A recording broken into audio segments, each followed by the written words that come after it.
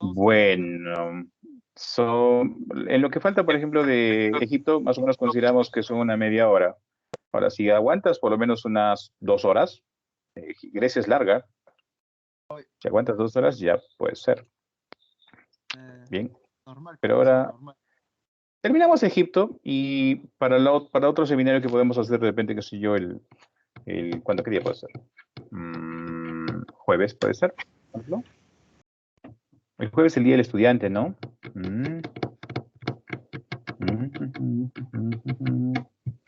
Mañana. A ver, mañana qué hora tengo. Tengo las fijas, tengo que hacer seminario allá afuera. Mañana podría ser a las 9. Mañana podría ser a las 9. Estaría genial, profesor, pero además de eso habría que reservar un seminario aparte para hacer Roma. ¿Usted qué opina? Sí, sí, puede ser. Puede ser. Puede ser. ¿Podría ser el domingo? El domingo, no sé, depende si estoy sano. ¿Qué? ¿Cómo? Si estoy sano. Si esto que no puedo, por favor. Tengo vida, tengo vida. Soy de carne y hueso. Ya, No me a ver, antoja de vamos. comer. Por favor. ¿Qué puedo hacer? ¿Qué puedo hacer? A ver, vamos vamos a compartir la clase, ¿verdad? Vamos a compartir la clase. Voy a compartir pantalla. Comenzar ahora. Ya está. Y nos vamos entonces por acá. Listo, ahora sí. Viejuditos, a ver, ¿me confirman por favor la presentación de la pantalla y la grabación? Sí. Todo bien, profe. Sí se puede Listo, chévere. visualizar. Ya, bien. Entonces vamos a continuar, jovencitos, entonces con el tema de Egipto, ¿ya? Y si aguantan, yo creo que hasta las 10 podemos hacer un poquito de Grecia. Ya, un poquito de Grecia podemos hacer. ¿Listo? Amanecido. Ay, a ver, espérate, voy a pensar qué voy a comer después de las 10.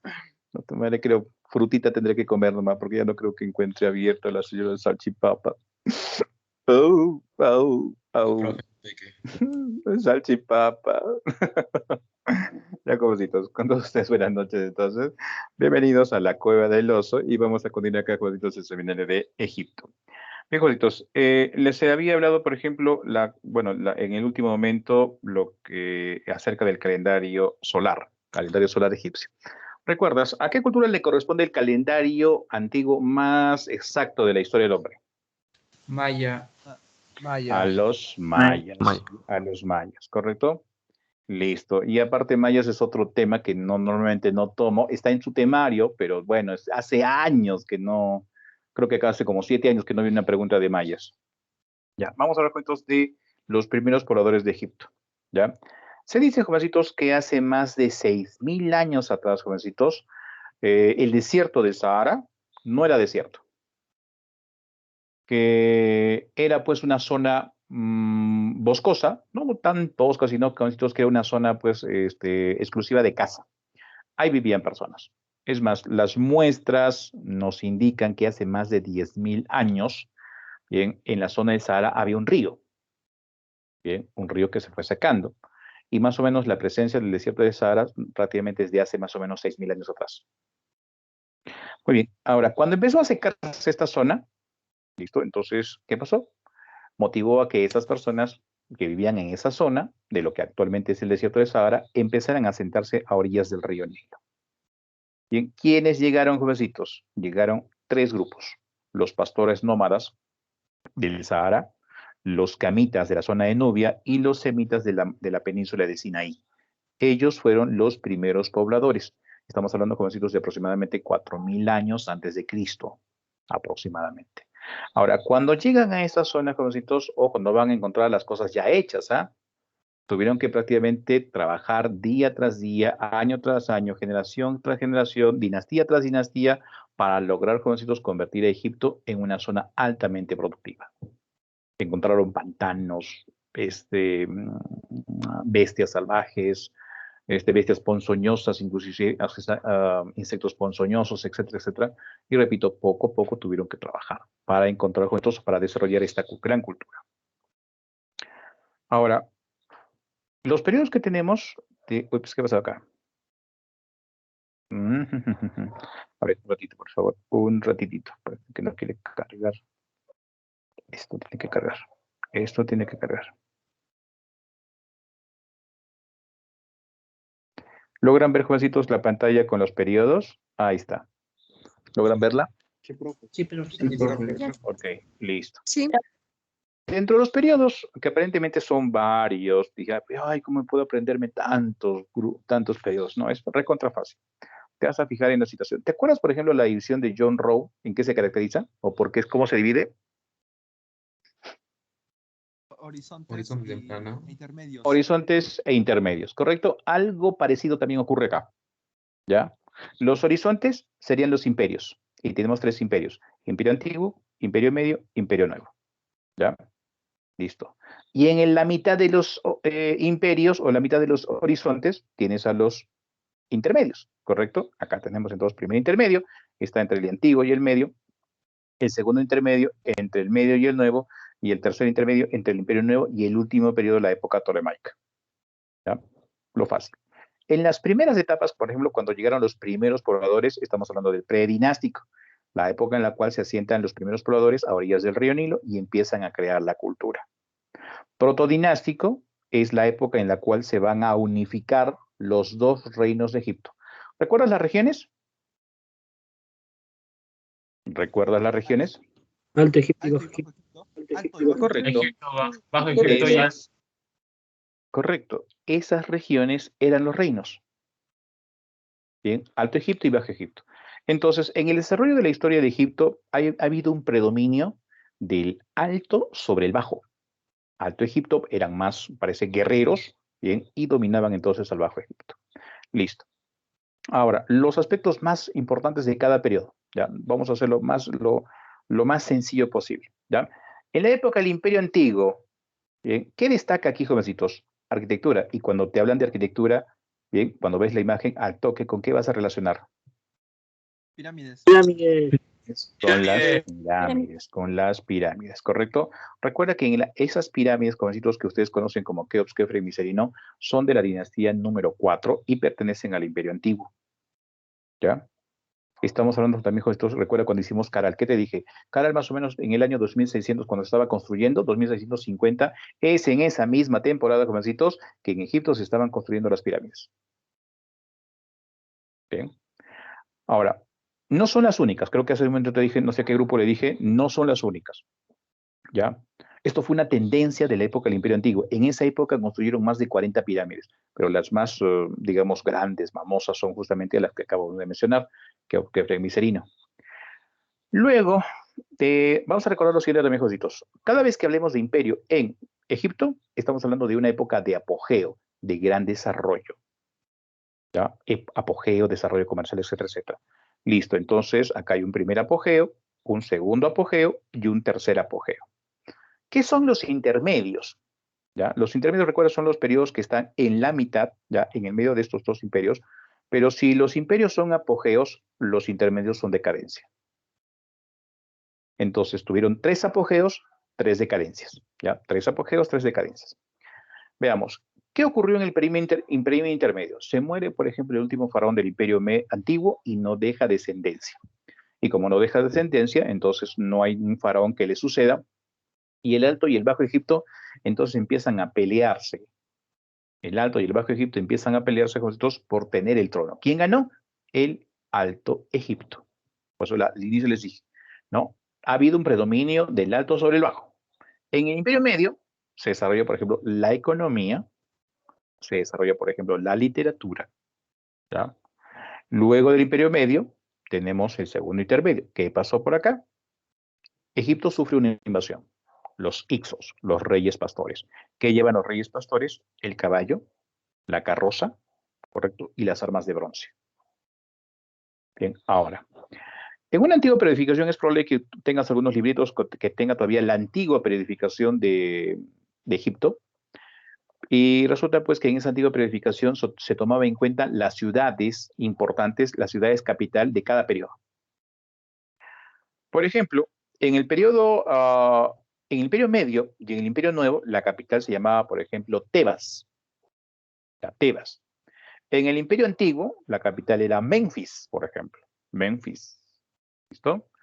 De repente también vas a encontrar por ahí el periodo Saíta, etcétera, etcétera.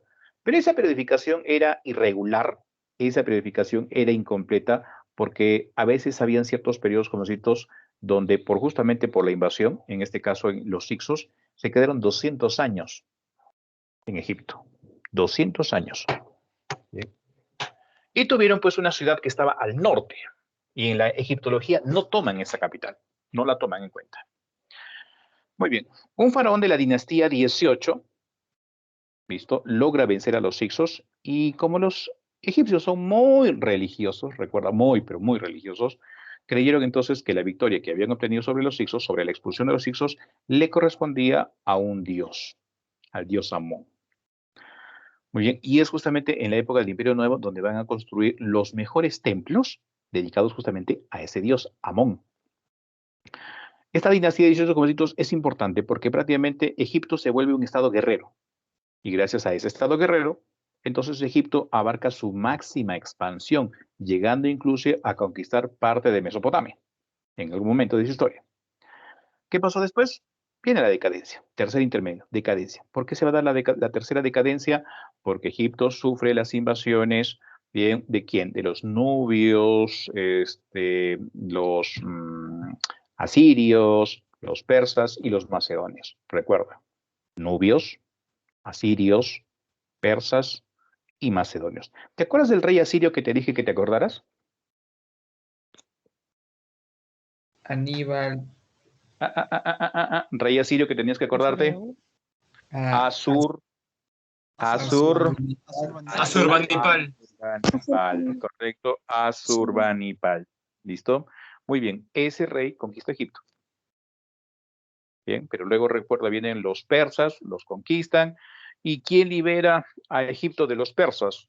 Ese rey importantísimo de los macedonios, Alejandro Magno.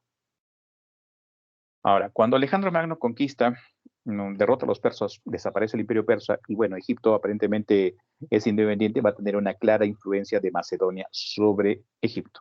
Y esa época en donde se va a dar la fusión cultural, que cuando hagamos Grecia, que podemos hacer Grecia con sitios, tenemos que explicar justamente esa época de fusión. En Egipto se llama la época tolemaica. Bien, esta es la última dinastía que tuvo Egipto. Egipto tuvo 30 dinastías, tuvo más de 360 faraones. Y la época tolemaica duró prácticamente 300. Resulta que en la época tolemaica vamos a encontrar a faraones de origen griego. Faraones que hablaban griego y que no hablaban egipcio. ¿Y quién fue la última faraón de Egipto? Aquella mujer que logras ver en las películas. Cleopatra. Así es, la famosa Cleopatra. Cleopatra, cuando ustedes ven esas películas, van a ver, pues, ¿no? Que aparentemente era voluptuosa, ¿no? Encantadora, y que se enamora, pues, de los hombres más poderosos de Roma, dentro de ellos el famoso Julio César, aquel que hizo el cambio, pues, en el mes de julio, ¿recuerdas? Y, bueno, hasta que lo matan en el año 44, eso lo vamos a repetir cuando hagamos Roma, por ejemplo, y también cuando intenta, bueno, tiene pareja como Marco Antonio, el lugarteniente Julio César. Bien, y después los enfrenta a quién, el sobrino de Julio César, y los derrota en el año 31 en la batalla naval de Actium. Gracias a entonces, Roma va a conquistar a Egipto y la convirtió prácticamente en la propiedad personal del emperador. Ahí termina la historia de esta cultura que prácticamente tiene unos, ¿cuántos? Por lo menos 4.000 años de historia. 4.000 años de historia. Muy bien. Recuerda que todo en Egipto, todo lo relacionan con Dios, con los dioses, con la religión. Y dentro de su organización política, la figura más importante es el faraón, la casa del sol. Bien, entonces, por lo tanto, si vamos a considerar que el faraón es la casa del sol, Ra es sol, por si acaso, es una monarquía absolutista y teocrática. O sea, el rey tenía, o el faraón tenía todo el poder y era considerado, pues, hijo de los dioses. En sus primeros periodos, el faraón egipcio fue considerado el representante del dios Ra, pero después, como que cambian las generaciones, también cambian la forma de entender las cosas, y claro, van a considerar pues que el faraón era el representante del dios Horus. Y como representante del dios Horus, la función del faraón era mantener el orden del universo. ¿Te recuerdas qué pasaba, jovencitos, por ejemplo, si los campesinos que, digamos, eran obligados a ir a trabajar a la tumba del faraón, no le hacían caso? ¿Qué creían los egipcios? ¿Te acuerdas? Que habría sequía. Que habría sequía, ¿correcto? Entonces, según la creencia egipcia, el faraón egipcio tenía que controlar, por ejemplo, dentro de sus funciones, ¿qué cosa? La inundación y los estiajes del río Nilo, así como mantener el orden, mantener la estructura social, mantener la estructura política, mantener el movimiento de los astros. Esa era la creencia sobre el faraón. Y claro, si no le hacías caso, entonces había graves problemas para Egipto. Muy bien. El faraón egipcio no actúa solo. El faraón debe tener la ayuda de personas que se han especializado en la administración del Estado. Entonces, aquí vamos a mencionar, por ejemplo, al segundo más importante. ¿Te acuerdas de esa película de José y sus hermanos? Y cuando José, pues, descifró los sueños del faraón, ¿qué título le dieron después de haber descifrado los sueños del faraón? ¿Te recuerdas? Le dieron el título de Gran Visir. Bien, Gran Visir. En nuestra actualidad, ¿qué funcionario sería? Gobernador. Primer ministro. Correcto, sería primer ministro, el jefe de todos los ministros. Bueno, en esa época el gran visir, ¿cuál era su función? Administraba justicia, nombraba jueces, controlaba a los gnomos y debería mantener los almacenes del rey llenos, o los almacenes del faraón llenos de alimentos, por si las moscas, ya sabes cuáles eran los problemas que podía tener Egipto. Muy bien, debajo de él tendríamos al jefe del rey, el jefe del sello real. ¿Cuál es la función? Administrar las rentas de Egipto. En la actualidad, ¿qué ministro sería? Ministro de Economía. Economía y Hola, Fernando. ¿Cómo estás, Fernando? Buenas noches. Gracias por la visita, Fernandito. Muy bien, continuamos, chicos. A ver, vamos a ver entonces. El escriba real. ¿Qué era el escriba real, jovencitos? Aquella persona que evaluaba los impuestos, bien, dirigía las obras del Estado. Según las tradiciones que encontramos en Egipto, estos escribas eran escogidos por los sacerdotes desde niños. ¿Por qué los escogían? Porque eran inteligentes. ¿Y qué tenían que saber para ser escriba? Tenías que saber matemáticas y tenías que saber escribir. ¿Bien? Ojo, en la cultura china, ya tenemos algo parecido a los escribas, pero no les llamaban escribas, les llamaban mandarines. Bien, y así como 7 u 8 años que también nos hacen una pregunta sobre la cultura china y preguntaron justamente sobre mandarines. ¿Ya? Muy bien, después tenemos al sacerdote real, su función es mantener la religión, pero también tiene otra función, hacerle creer al pueblo que ese faraón es el representante de los dioses. Y su dominio, como ya tuvieron hace un momento, juntos, les hice una pregunta, ¿quién tenía el conocimiento? Los sacerdotes. Ellos dominaban las ciencias, la astronomía, la matemática, la geometría, la aritmética. ¿Bien? Ellos manejaban inclusive, jovencitos, el conocimiento de la momificación, conocimiento sobre medicina. Ellos eran los importantes, ellos eran temidos inclusive. No te podías pelear con un sacerdote porque de repente ese sacerdote decía, muy bien, no le hacemos la modificación. Y recuerda que en ese tiempo la idea principal de Egipto era pues que había una vida después de la muerte. El nomarca. ¿Qué es el nomarca? El gobernador de un nomo. ¿Qué es un nomo? El nomo es una provincia. El gobernador de un nomo se llama nomarca. Nomarca, ¿ya? Ahora, no sé de repente si algunos de ustedes hayan hecho anteriormente Egipto. Bien, y tendríamos que relacionar con el tema del tribunal de Osiris. El tribunal de Osiris tenía ¿cuántos dioses? ¿Cuántos dioses eran en el tribunal de Osiris?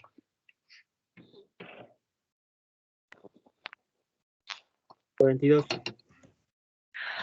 Correcto, 42. ¿Por qué 42? Porque era la cantidad de provincias que tenía Egipto. ¿Ya? La cantidad. Listo, 42 provincias. ¿Ya?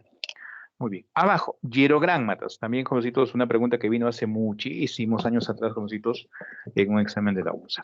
Hierográmatas. ¿Qué eran los hierográmatas, jovencitos? Ojo, muchas de las palabras que conocemos el día de hoy de Egipto es justamente por los griegos. La palabra hiero es una palabra griega, significa sagrado. Grámata, escriba, son escribas sagrados, escribas, sacerdotes escribas, en otras palabras. Eran pues como una especie de ministros, ¿ya? Ministros que asesoraban al faraón. ¿Listo? Organización económica. Listo. Hace un momento les dije con estos que el río Nilo llevaba un fertilizante con el cual prácticamente triplicaban la producción. ¿Cómo se llamaba? Limo. El limo. Limo. El limo. El limo. Y resulta, jovencitos, que gracias al limo, repito, sí, tenían pues una altísima producción, jovencitos, que lograban exportar. Una producción agrícola y una producción artesanal. Y gracias a esa sobreproducción, entonces lograron establecer rutas comerciales y se relacionaron con otras culturas.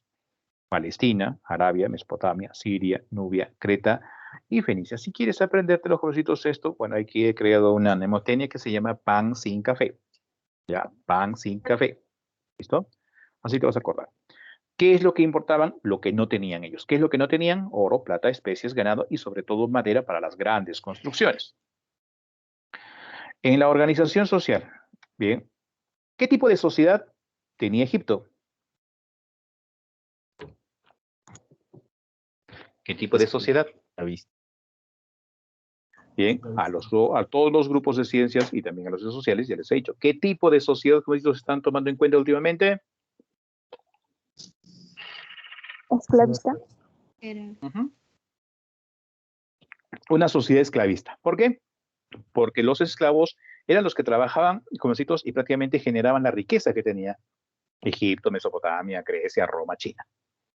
Muy bien, al igual que en la cultura mesopotámica, jovencitos, encontramos es una sociedad vertical. ¿Por qué? Porque las órdenes, ¿dónde se generan? ¿Arriba o abajo? Arriba. Arriba. Arriba. Correcto, y se obedecen desde arriba hacia abajo. Otra característica que también se repite en esta sociedad egipcia, al igual que en la mesopotámica, la posición de las clases sociales es de acuerdo a la función y también, jovencitos, al poder de la sangre. ¿Listo? Los que tienen sangre de la nobleza, de los sacerdotes, están arriba, pues, ¿no? Y los que simplemente obedecen están abajo. Jovencitos, nobleza faraónica, clase sacerdotal, guerreros, escribas, comerciantes, pastores artesanos y por último, los esclavos. El arte egipcio. Muy bien. En este caso, ¿recuerdas, por ejemplo, cuáles eran los factores de clasificación del arte mesopotámico?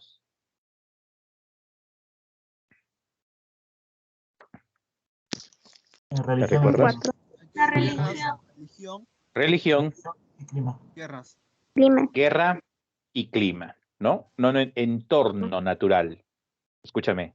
En Mesopotamia, te estoy preguntando de Mesopotamia. Factores de clasificación. ¿Ves que no me escuchas? ¿Ves que te emocionas demasiado rápido? Factores de clasificación del arte mesopotámico, te he dicho. Guerra, religión y entorno natural. No te vas a confundir, porque en el caso de Egipto tenemos factores de conservación. Factores de conservación. Y al inicio, bien, hablamos de el segundo factor. ¿Cuál es el? Clima. ¿Cuál es el primer factor de conservación que tiene el arte egipcio? Religión. La religión. La religión. Religión. ¿Qué tiene que ver la religión? ¿Por qué la religión es considerada, jovencitos, como el primer factor de conservación? ¿Qué pasa? Que los egipcios, recuerda que es un pueblo muy religioso, es más, lo dijo inclusive Herodoto, ¿ah? Herodoto dijo, es el pueblo más religioso del mundo antiguo. Tan solamente cuando llegó Herodoto, no de paseo, ¿no? por Egipto, encontró más de 500 dioses. Cuando en realidad te dije ya que es ya más de 3000. Muy bien, ¿qué pasa? Como es un pueblo sumamente religioso, jovencitos, bien, ellos a través de la religión crearon una idea. ¿Cuál? De que había una vida después de la muerte. Entonces, tu felicidad no estaba aquí. Tu felicidad estaba en la otra vida. Oiga, pero ¿por qué tú no podías ser feliz? Recuerda por lo que pasaba en Egipto, con el agua. ¿Ya? Y recuerda también los periodos intermedios. Porque Egipto tenía decadencias, guerras civiles, invasiones. Y también plagas, por si acaso. Por lo tanto, tu vida no sería plenamente feliz acá. Entonces, si no sería en esta vida, ¿dónde sería? En la otra vida. Por lo tanto, tenías que ir preparado. Entonces los egipcios se esmeraron, jovencitos, en el aspecto religioso, ¿ya? Y vamos a ver grandes cosas, pues grandes obras de arte que justamente están impregnadas de religión, porque tú recuerda, todo lo que puedas encontrar de arte está prácticamente relacionado con el más allá. Todo. Momias, templos, tumbas, sarcófagos, papiros. Lo más llamativo está relacionado con esa idea. Vida después de la muerte. Bien, entonces esos son los factores básicos de conservación del arte egipcio. Religión y clima. Ahora, en cuanto a la religión, hay cuatro cosas que tenemos que estudiar. ¿Ya? El culto a los muertos, el culto a los animales, el tribunal de las almas, ¿ya? Y aparte que, bueno, en este caso la momificación. Vamos a ver el culto a los muertos. ¿Qué es el culto a los muertos? La momificación. ¿Por qué momificaron, jovencitos, los cadáveres de los egipcios? Porque los egipcios pensaban que en la otra vida, bueno, según creían que tu cuerpo, digamos hoy, tiene dos elementos. Está conformado por dos elementos, el Ka y el Ba. Recuerda, Ka y Ba. Cuerpo y espíritu. Y que al momento de morir, simplemente Ka y Ba se separaban y entonces tenían que empezar pues un largo camino para poder llegar al más allá. En el más allá se volverían a reunir. Ahora, esta reunión sería efectiva siempre y cuando, sí y solo sí, tu cadáver haya sido conservado de la manera más adecuada posible. Si no conservaban tu cadáver, la creencia era después de que no se iba a dar la reunión, por lo tanto, no podrías ser feliz en la otra vida y simplemente desaparecerías. Entonces los egipcios se esmeraron justamente en este tema. Y ojo, lo que te voy a contar de cómo se hace la momificación va a ayudar inclusive en la actualidad que al conocimiento del cuerpo humano. Fue una de las primeras culturas que aprendieron a conocer el cuerpo humano a través de la momificación. Muy bien, y en el proceso, recuerda, habían tres tipos de momificación. El que te voy a contar solamente le correspondía a la nobleza. Entonces, ¿qué hacían? Moría, por ejemplo, qué sé yo, el emperador Ramsés, ¿no? Entonces su cuerpo era entregado a los sacerdotes, que van a extraerle las vísceras, los órganos internos, el cerebro, a orillas del río Nilo, porque necesitaban agua para limpiarlo. Ahora, ¿por qué le quitan estas vísceras con los órganos internos? Porque contienen bastante humedad. Y recuerdan que para poder conservar el cuerpo tiene que estar completamente seco. Completamente seco. Ahora, ¿qué van a hacer, jovencitos? El proceso ya terminaba rápido, le sacaban los órganos, pero no sacaban un órgano. ¿Qué órgano no sacaban? Corazón. Corazón. El corazón. El corazón. Correcto. Entonces la Corazón. cultura egipcia entonces creía pues que ese corazón lo tenías que guardar ¿para quién? Para el dios Osiris. Ya, para el dios Osiris. No como hoy que lo entregas a la ex, por ejemplo. Es una bromita. Sí. Es que yo lo quiero. Y encima no te lo devuelven. Mentira. Yo siempre exagerando. Ya. Muy bien. Ahora, el cuerpo era puesto en una solución salina llamada natrón. ¿Qué es natrón? Es una sal. ¿Ya? Es una sal. ¿Listo? ¿Cuál es el nombre químico? Carbonato de sodio. Carbonato de sodio, una sal específica. Y en esa sal solamente permanecía 30 días. Y luego lo tenía que sacar porque prácticamente es el tiempo en que la sal absorbía toda la humedad. Recuerda, el cuerpo tiene que estar completamente seco para poder conservarlo. ¿Qué hacían con los órganos internos?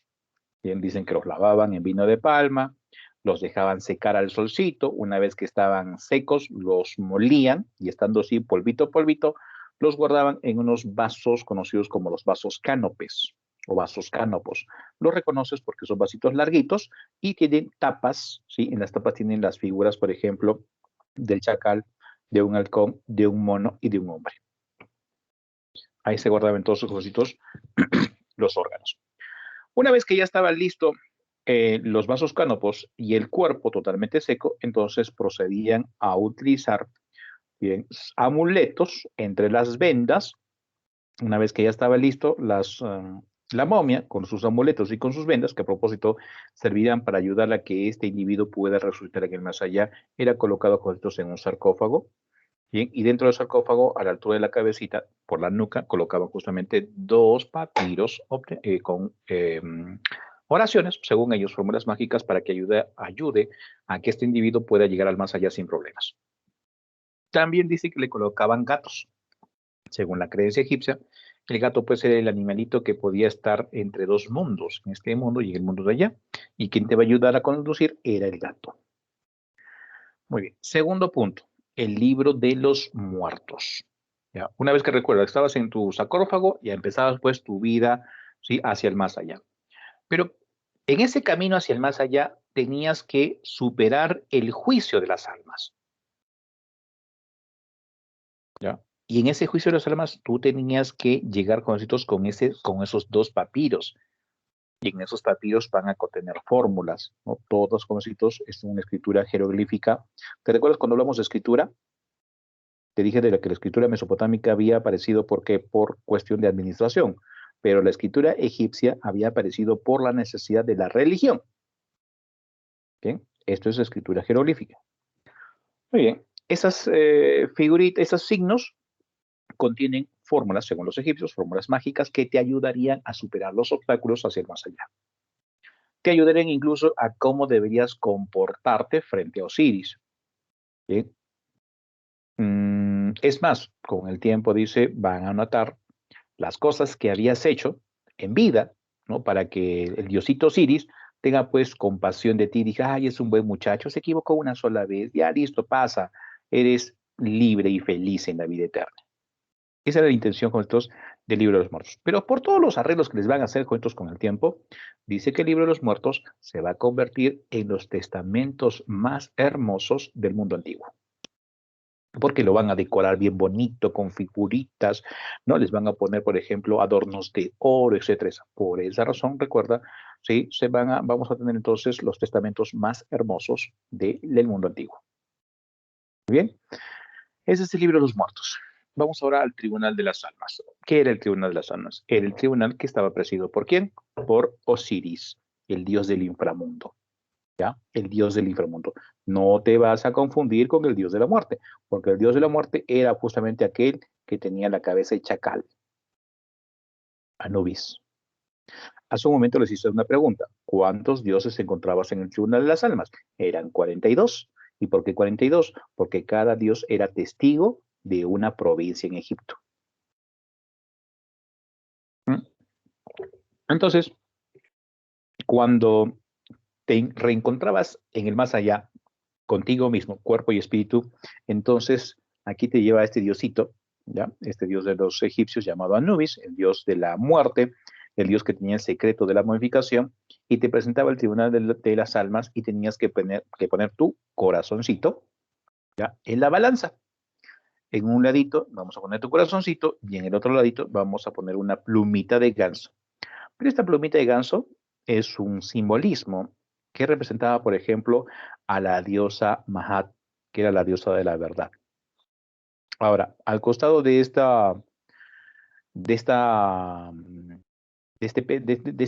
pesaje del corazón, vamos a encontrar, por ejemplo, a Thoth, el dios de la escritura, el dios con cabeza de ibis. Él era el dios, el patrono de los escribas, y era el que anotaba el resultado. ¿A quién se lo entregaba? Al dios del cielo. ¿Y quién es el dios del cielo? Horus, el dios con cabeza de halcón. Lo presentaba ante el tribunal, ante el dios Osiris, y él dice que el dios Osiris hacía 2 preguntas. ¿Cuáles eran las preguntas? Que si había sido bueno en esta vida, y aparte, si le habías hecho el bien a otras personas. Entonces, corresponde a, ¿no?, peso, acciones, librito de los muertos. Ah, ya, muy bien, buen muchacho, listo.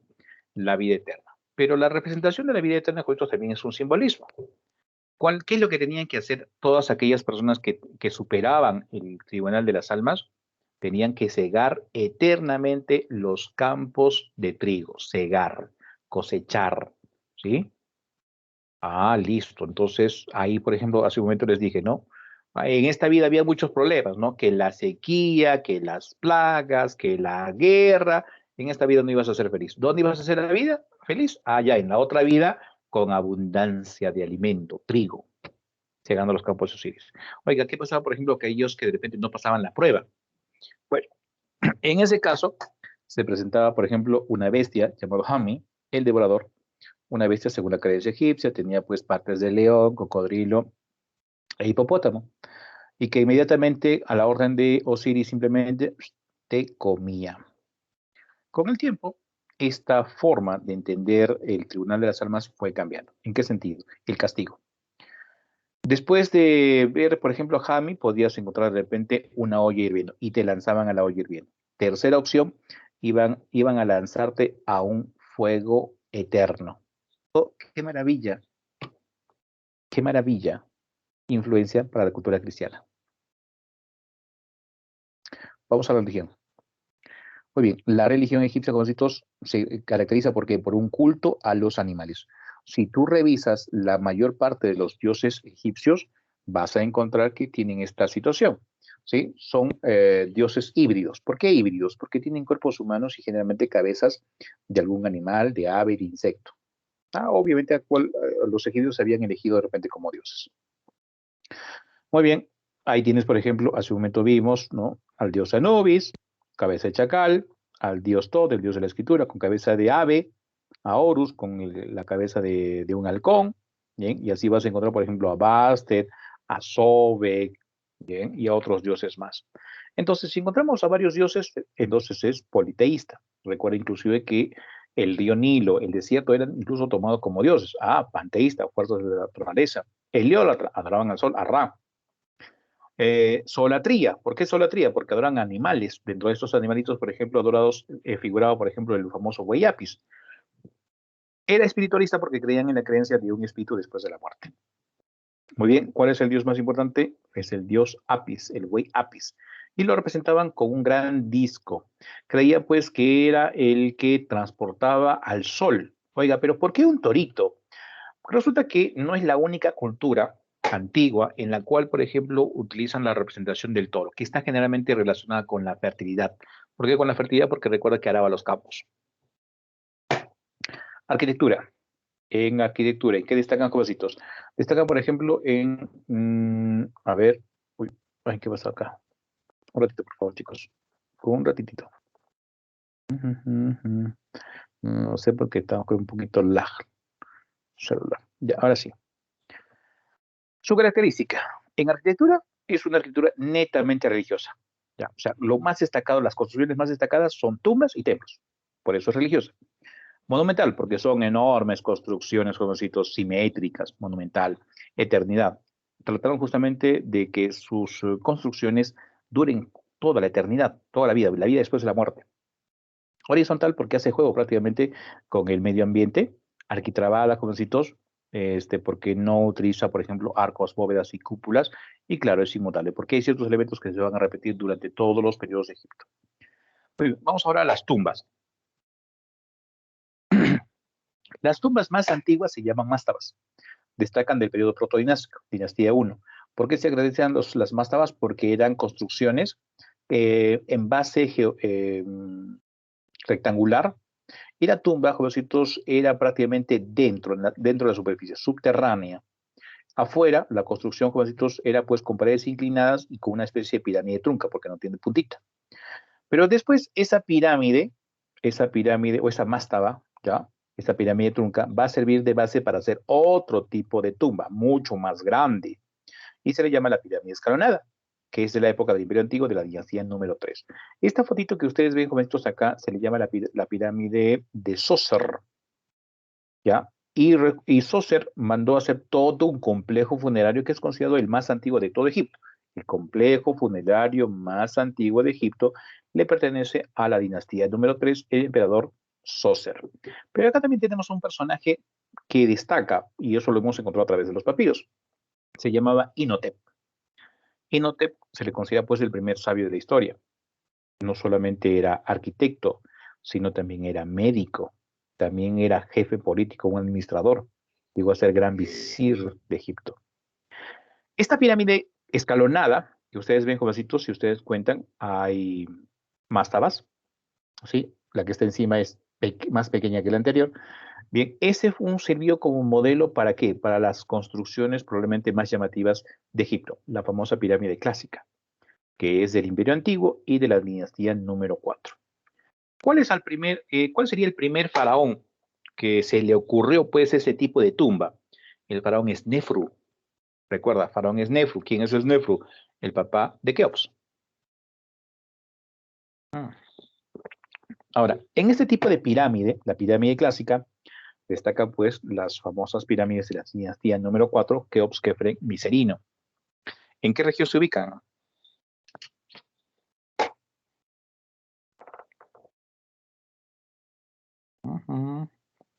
Jóvenes, ¿en qué? En el Bajo Valle de Giza. Egipto. ¿Dónde? ¿En qué región?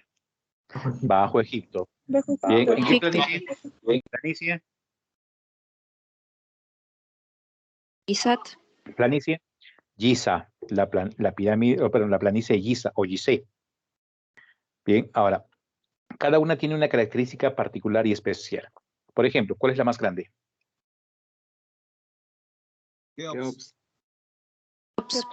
Keops, la más grande. La más chica. Miserino. Miserino. La segunda pirámide. Kefren. Kefren. Kefren.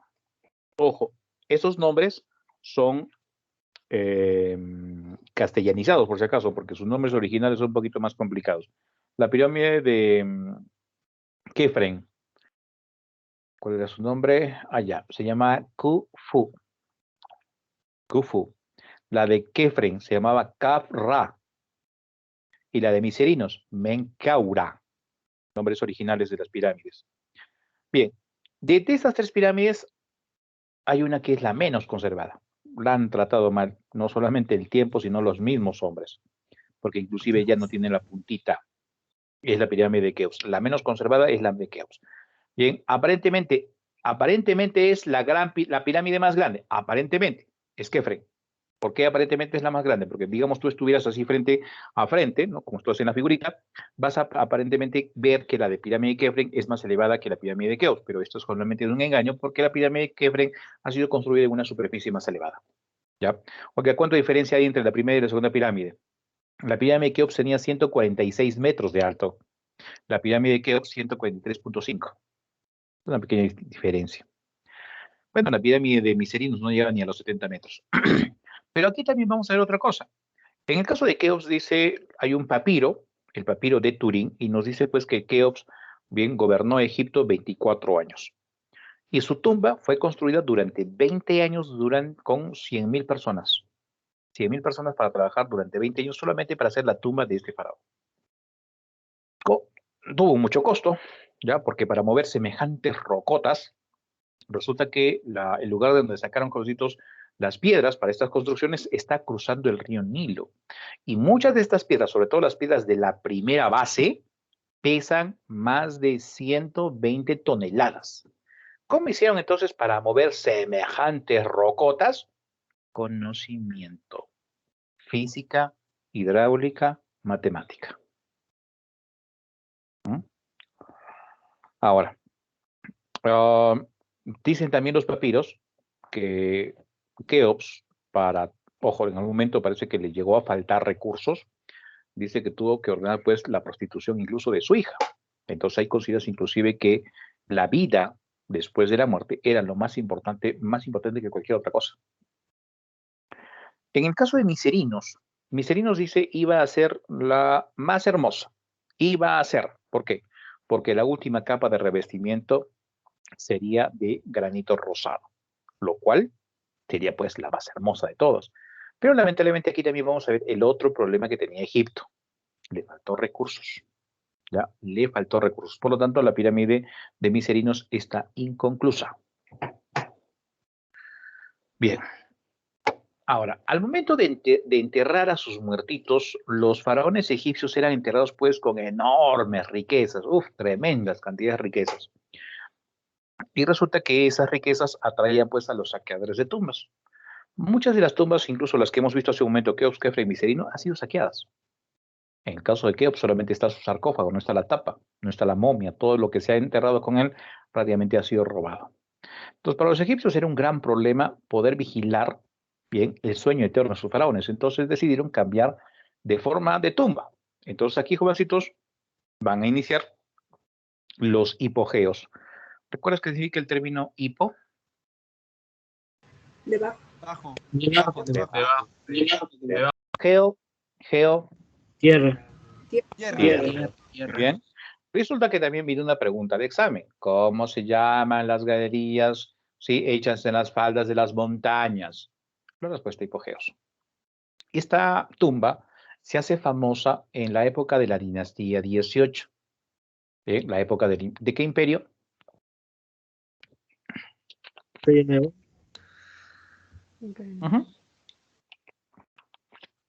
Imperio Nuevo. Ahora, ¿qué hicieron entonces? Decidieron concentrar en el Valle de los Reyes, así se le llama, bien, 63 tumbas. Cavaron galerías en la montaña. Esos son los hipogeos, galerías cavadas en las montañas. Muy bien, y vas a encontrar, por ejemplo, galerías de 200, 300, 400 metros de profundidad, incluyendo también poniendo incluso trampas para evitar pues que sus faraones sean saqueados. Muy bien, recuerda, entonces tenemos en el Valle de los Reyes 63 tumbas hipogeos. ¿Cuál es la tumba o el hipogeo más famoso de esta cultura o de este tipo de tumba?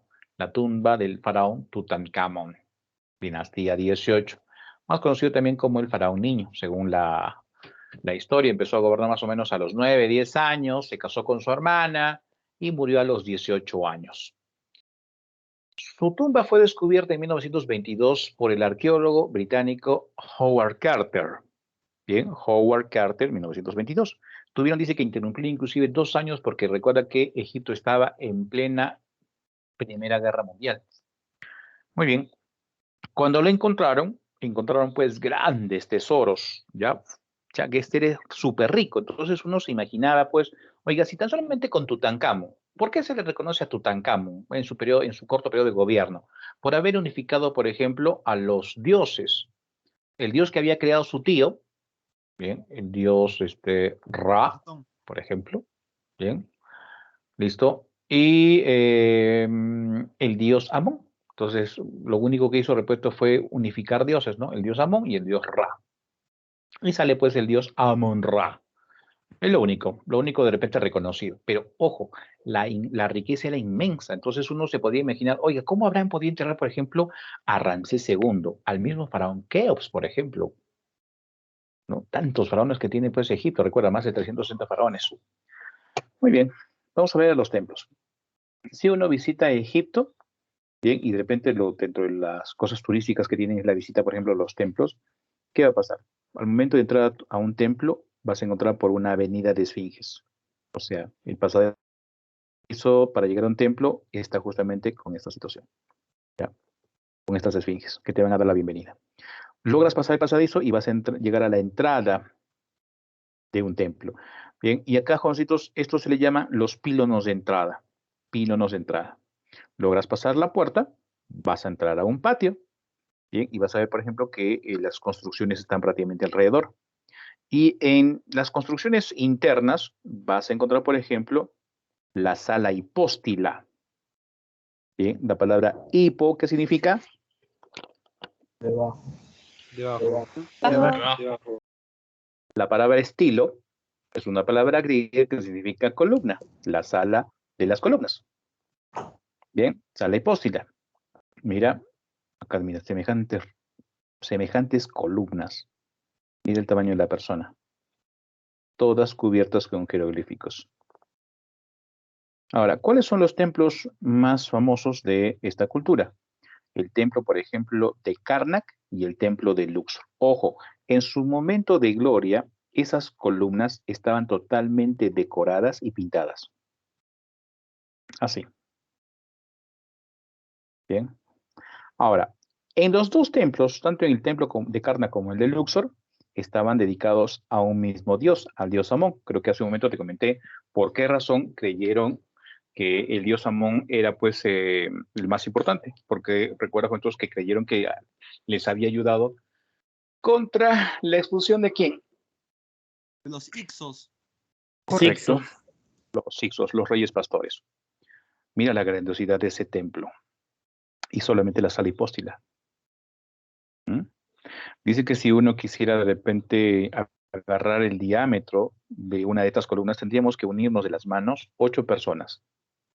Imagínate semejante altura.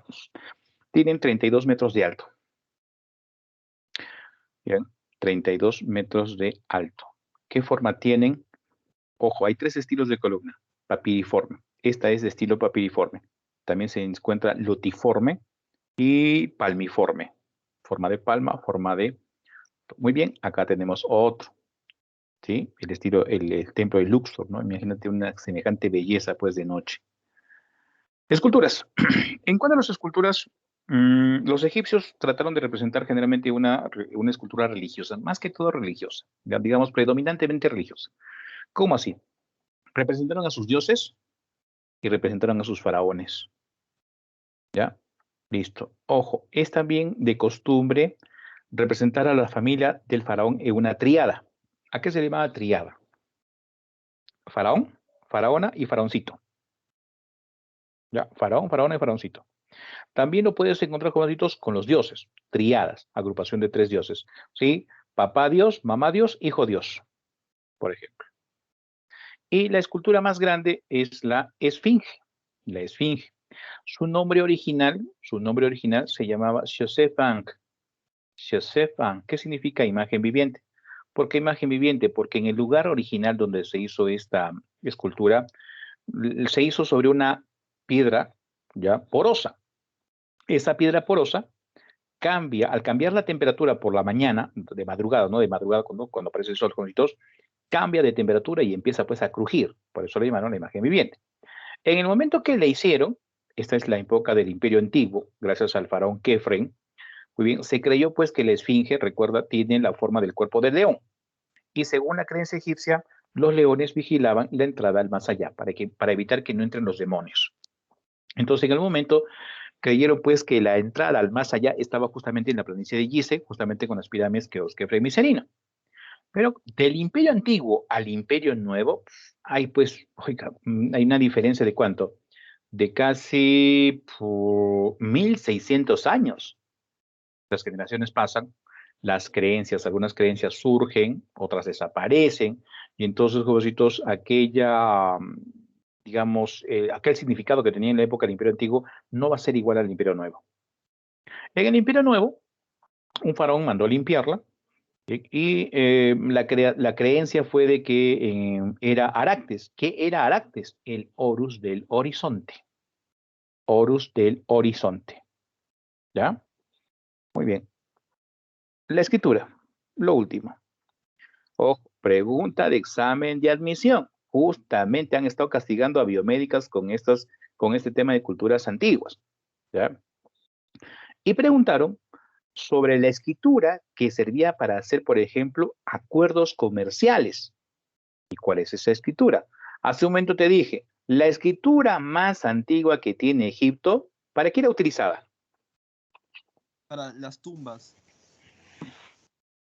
Encontrabas en las tumbas, encontrabas, por ejemplo, en los templos, la encontrabas en los sarcófagos, la encontraba en los libros de los muertos. ¿Y cuál es esa escritura? Demótica. Jeroglífica. Demótica. Jeroglífica. Jeroglífica. Repito, la escritura que encontrabas en templos, en tumbas, en sarcófagos, es jeroglífica. ¿Qué significa la palabra jeroglífica? Es una palabra griega. Jero viene de hiero, sagrado. Glufos, escrituras, signos, signos sagrados. ¿Y dónde encontraban los signos sagrados? Templos, tumbas, sarcófagos. ¿Ya? Y como lo encuentran, jovencitos, entonces en la superficie de estos templos, recuerda que en este caso la epigrafía se encargaría de estudiar estos jovencitos, recuerda que también le podemos llamar escritura monumental. Escritura religiosa, escritura monumental. ¿Ya? Ahora, ¿qué pasó? Cuando intentaron descifrar la escritura, dijeron muy bien, oiga, ¿cómo podemos entender estas escrituras? Ah, muy bien. Un inglés, Thomas Young, dijo lo siguiente, la escritura jeroglífica se va a simplificar. Y cuando se simplifica, tenemos la hierática. ¿Ya? La hierática. Oiga, hiero. ¿Qué significa hiero? Sagrado. Sagrado. Escritura sacerdotal. escritura sacerdotal, escritura que solamente conocían los sacerdotes. ¿Ya? Pero ¿qué pasó luego? Que la escritura hierática se simplificó mucho más. Pero esa escritura simplificada, ¿quién lo utiliza? El pueblo. Demótica, recuerda, democracia. ¿Qué significa demos? Pueblo. Pueblo. Escritura vulgar, escritura popular. ¿Quiénes utilizaban esa escritura demótica? Los comerciantes. ¿Ya? Los comerciantes. Pregunta de examen de admisión para biomédicas. Denis. ¿Está Denis por acá? Denis.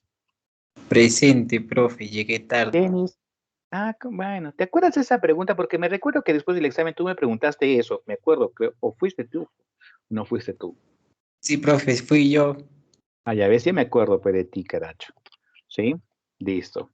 Muy bien. Champazo Por fue último, excelente, profe. al champazo. Al champazo. Ya está. Luego, ¿qué viene? Viene la escritura copta. Esta escritura aparece en el siglo III después de Cristo. Y resulta que para poder escribir, bueno, para tener esta escritura copta, jovencitos, ¿qué es lo que ha pasado? Ha tenido que intervenir otro alfabeto, el alfabeto griego, que se ha sumado a 7 signos demóticos. Otro detalle de las 3 escrituras, tanto jeroglífica, hierática y demótica, es que en su representación de la escritura no utilizan vocales. O sea, no representan vocales. ¿Ya?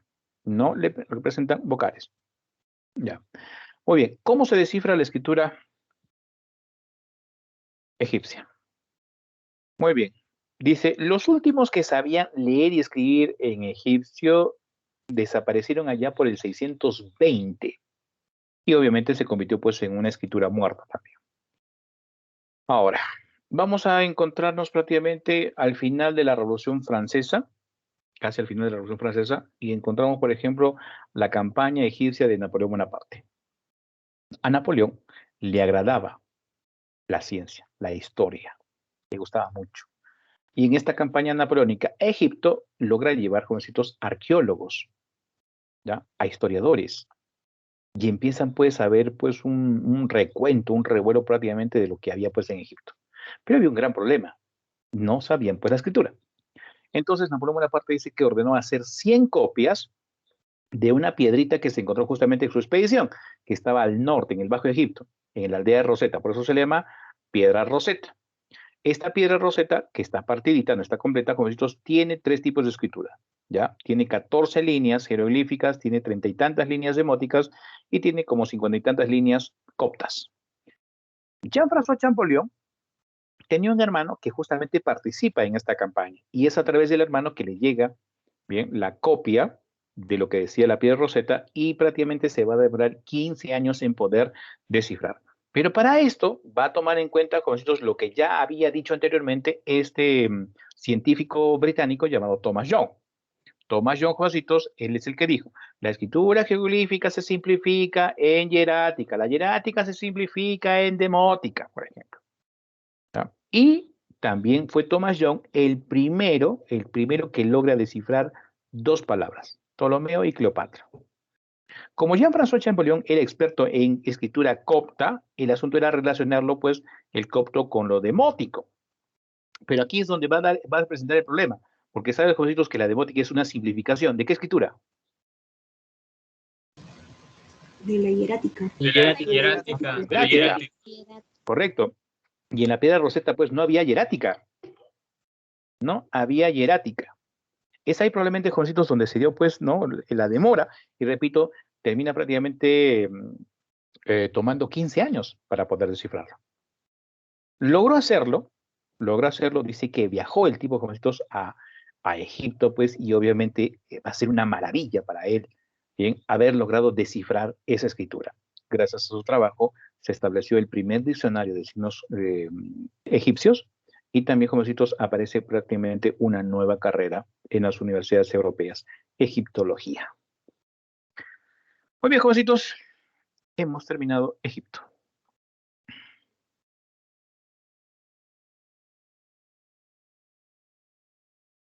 Ya está, jovencitos. 108 alumnos asistentes. Bien, jovencitos, ahora sí. Hemos Sí. terminado, hemos cumplido. Sí, pero ya pues estoy de bajada, Rey, estabas ahí, Hola, Rey. profe. Sí, Hola, ¿cómo profe. estás? Oye, Rachel, me, Ay, me, qué me lindo. fijé muy tarde en tu mensaje, ya que cuando ¿Me viste, cuando ya profe? ¿Cómo es esto? Es me una sí, semana y esto. una semana, no te quejes, no te quejes. Sí, Ya, sí. listo, ya. Rachel. ¿Lograste comunicarte con él? Nada, Bueno, profe. ya más tarde te voy a pasar su número, ¿ya? Ya, profe, gracias, gracias. Ok. Listo, chicos. Muy bien. Ahí lo dejamos, son las 19. Vamos a descansar. Ya hemos tenido un día duro de trabajo. Y bueno, tengo que alistar Profe, mi tormento para el día de mañana. Para los chicos de sociales, va a ser tormento mañana. ¿Qué hay mañana? Mañana les voy a tomar evaluación de edad media, porque no todos fueron al seminario. Bien, ya saben, ya. Listo. Bien, chicos. Aquí lo dejamos el día de hoy. Gracias a todos ustedes.